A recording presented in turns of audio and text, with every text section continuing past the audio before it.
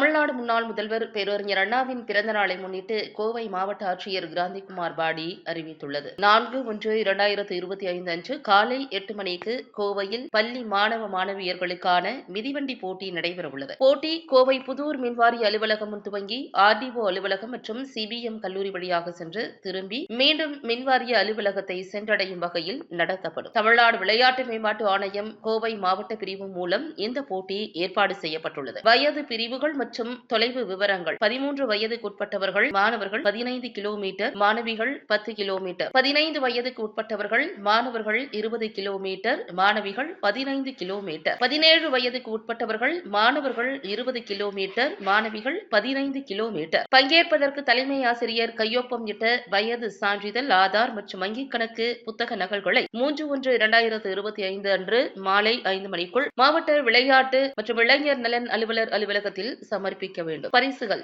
முதல் பரிசு ரூபாய் 5000, இரண்டாம் பரிசு ரூபாய் 3000, மூன்றாம் பரிசு ரூபாய் 2000. 4 முதல் 10 இடங்களில் வெற்றி பெறுபவர்களுக்கு ரூபாய் 250. இந்த போட்டியில் இந்தியாவில் தயாரான சாதாரண மிதிவண்டிகளை மட்டுமே பயன்படுத்த வேண்டும். மேலும் விவரங்களுக்கு 7417034889 என்ற எண்ணில் மாவட்ட விளையாட்டு அலுவலரை தொடர்பு கொள்ளலாம்.